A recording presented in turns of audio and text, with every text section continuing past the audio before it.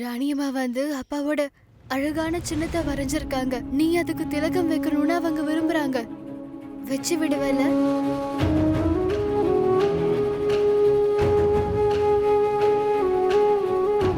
இப்படிதான் இருக்கணும். போலாமா?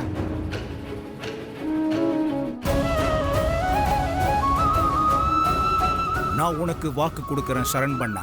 நீ விட்டுட்டு போன எல்லா வேலைகளையும் நான் முடிச்சு வைப்பேன். யாரு நினைச்சாங்க சந்தோஷமா கொண்டாட வேண்டியவரு இப்படி ஊர்வலமா போயிட்டாரு. ராஜ அரியணையில உட்கார்ந்து இவரு ராஜ்யத்தை ஆள வேண்டி இருந்துச்சு. அந்த ராஜ அரியணை இப்ப அப்படியே தான் இருக்கு. இல்ல மோகினி, அது அப்படியே எல்லாம் இருந்துராது. சரண் பண்ணா நம்ம கூட இல்லாம இருக்கலாம். ஆனா அவரோட உயர் அதிகாரி எப்பவும் இந்த அரண்மனையில தான் இருக்காரு.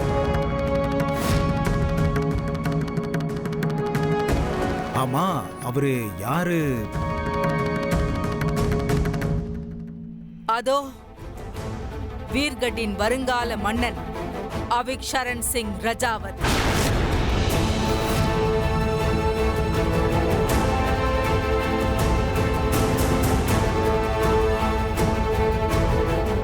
வாய் பேச முடியாத சுண்டலி ராஜாவா?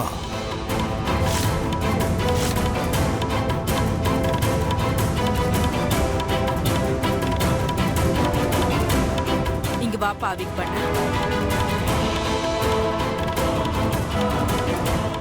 இப்போ நீதான் உங்க அப்பாவோட நெத்தியில பொட்டு வைக்கணும். அவர்கிட்ட ஆசீர்வாதம் வாங்கிக்கணும். நீயும் உங்க அப்பாவை போலவே வீர்கட்டுக்கு ராஜாவாகணும். இதே அரியணையில நீ உட்கார்.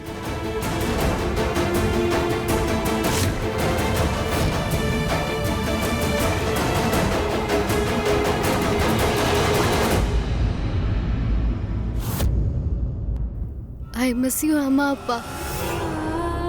நீங்க இல்லாம எனக்கு எதுவுமே பிடிக்க மாட்டுது அம்மா அப்பா. எதுவும் சாப்பிடவும் பிடிக்கல, எங்கேயும் போகவும் பிடிக்கல. இப்போ அவிக்கோட நிலைமைய பாருங்க, ரொம்பவே மோசமா இருக்கு. அவன் யாருக்கிட்டயும் பேச மாட்டேங்கிறான். ஏன் அவன் என்கிட்டயே பேச மாட்டேங்கிறான்? தயவு செஞ்சு ஆசீர்வதிங்க, தைரியத்தை கொடுங்க. அப்பதான் அவைக்கு என்னால பழைய மாதிரி மாத்த முடியும்.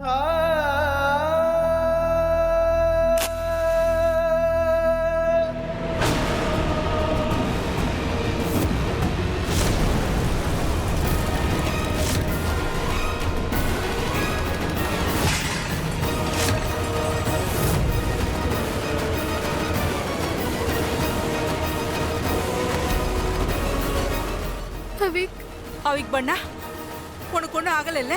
இவன் சின்ன பையன் தானே. அப்பாவை போட்டோல பார்த்து பயந்துட்டான் ராணிமா. 15 நாள் ஆச்சு, ஒரு வார்த்தை பேசலனா பாருங்க.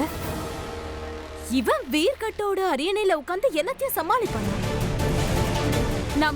நாம எல்லாரும் 12 வருஷமா இந்த அரியணையில உட்கார ஒரு ராஜாவுக்காக காத்துட்டு இருக்கோம் ராணிமா. மக்கள் இன்னும் எவ்வளவு காலம் காத்திருப்பாங்க? இவருக்கு 18 வயசு வரை இன்னும் 12 வருஷம் காத்திருக்கணும். அவ்வளவு நாட்கள் நம்மளால காத்திருக்க முடியாதுல்ல. நாம இதுக்கு மேல தாமதப்படுத்தணும்னா அப்புறம் வீர்களோட மக்கள் எல்லாரும், அப்புறம் அரண்மனையில இருக்கிறவங்க எல்லாரும் நம்பிக்கையை இழந்துருவாங்க. நாட்டு மக்கள் நமக்கு எதிராக குரல் கொடுத்து எதிர்ப்பு தெரிவிக்கிறதுக்குள்ள நாம நம்ம பிருத்விய அரியணையில உட்கார வச்சு அழகு பார்த்தே ஆகணும். இல்ல ஒரு செகண்ட். நீங்க என்ன பேசுறீங்க? எல்லாத்தையும் நீங்க விளையாட்டா எடுத்துக்க கூடாது. அரியணை பொறுப்பு வந்து மிகப்பெரிய பொறுப்பு. இந்த நேரத்துல தான் நான் பொறுப்பை ஏத்துக்க நான் தயாரா இல்ல. ஏன் நீங்க இல்லாம வேற யாரு? நீங்க இந்த வீட்டோட மூத்த பையன். இந்த அரியணையில உட்கார உரிமை உங்களுக்கு தான் இருக்கு. சரணண்ணா நம்மளெல்லாம் விட்டு போய் 1 மாசம் கூட ஆகல, அதுக்குள்ள நீங்க எல்லாம் அரியணைய பத்தி பேச ஆரம்பிச்சிட்டீங்க. உனக்கு கவலை இல்ல, ஆனா நாங்க பாரம்பரியத்தை பார்த்தாகணும்ல.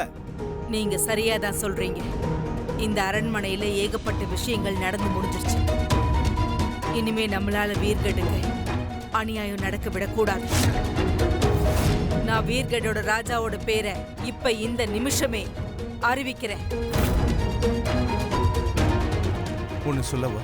ஒரு நாள் அன்னைக்கு நீ வந்து அம்மா அப்பாவா இல்ல அவிக்கான தேர்ந்தெடுக்க வேண்டியதா இருக்கும். அந்த நேரத்துல நீ அவிக்க தான் தேர்ந்தெடுக்கணும். I promise you அப்பா.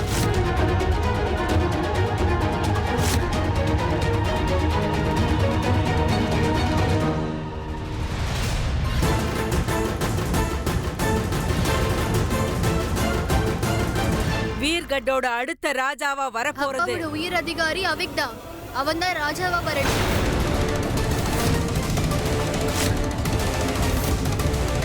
இது அப்பாவுடைய ஆசையா இருந்தது. நானும் அவருக்கு அந்த வாக்கு கொடுத்திருக்கேன்.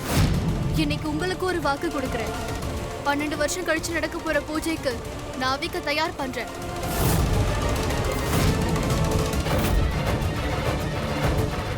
அடட, பெரிய பெரிய டாக்டர்ஸால பண்ண முடியாதத இவ செஞ்சு காட்ட போறாளா? ஆமா, நாங்க பேசிட்டு இருக்கும் போது குறுக்க வந்து பேசுறியே, நீ யாரு?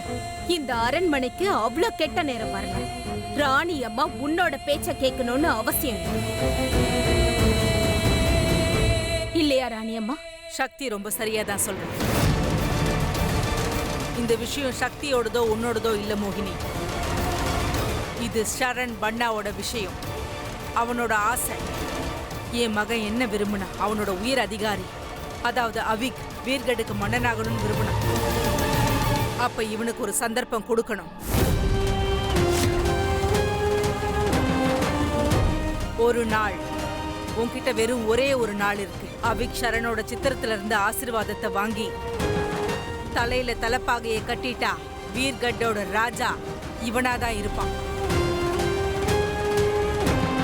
இது என்னோட வாக்கு.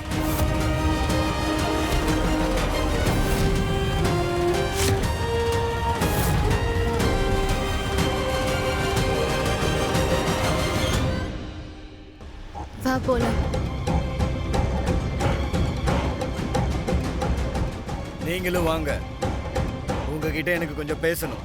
பார்த்தல, இந்த பொண்ணுக்கு ராஜா அரியணை மேல ஒரு கண்ணு விழுந்துச்சு. அதை அடையறதுக்காக தன்னோட தம்பியை கூட பலி கொடுக்கறதுக்கு அவ தயாராயிட்டான்.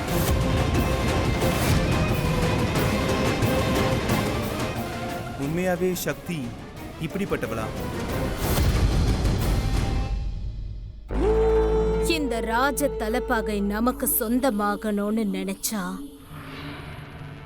அவிக் காலம் முழுக்க ஊமையாவே வாழ்ந்தாகணும். 15 நாளா எந்த பையனால பேச முடியலையோ அவன் என்ன ஒரு நாள்ல ராகமா பாட போறான்? எனக்கு இப்போ அவிக்க பத்தி கவலை இல்லை. அந்த சக்தியை நினைச்சு கவலைப்படுறேன்.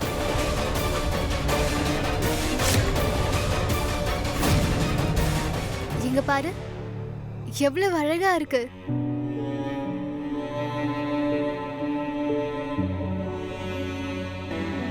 இங்க பாரு, இங்க ஒரு பேர்ட் வரையலாம். சரியா? பாரு எப்படி இருக்கு, அழகா இருக்குல்ல? அவிக், இத பாரு, இத கூட எவ்வளவு அழகா வரைஞ்சிருக்க. ஒரு அழகான வீடு.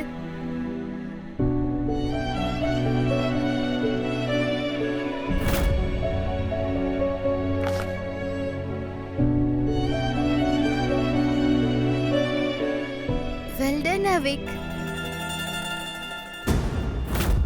அவன் மௌனமாவே இருந்துட்டா 2 விதத்துல லாபம் இருக்கு. ஒருவேளை அவன் வாயை திறக்காமலே இருந்துட்டா அப்ப அவன் ராஜாவா ஆக முடியாது. 2வது, அவனால ரிம்ஜிம் கிட்டயோ மத்தவங்க கிட்டயோ நடந்தத சொல்லவும் முடியாது.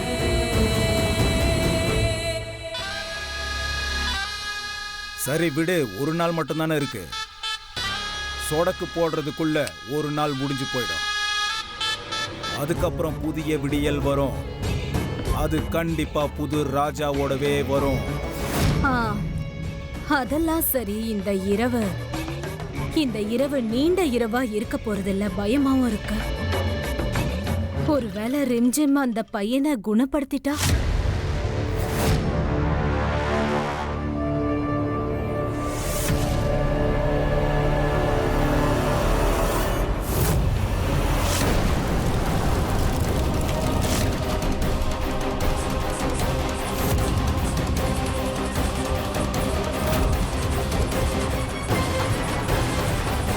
Avik, Avik.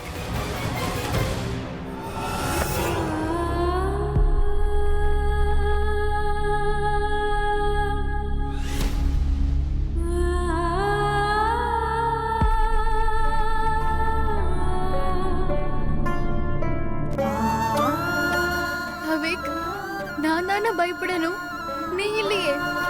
நீ வந்து அப்பாவுடைய பிரேவ் பாய். ஐ ப்ராமிஸ் உன் மனசுல இருக்க பயத்தை நான் போக்குவேன்.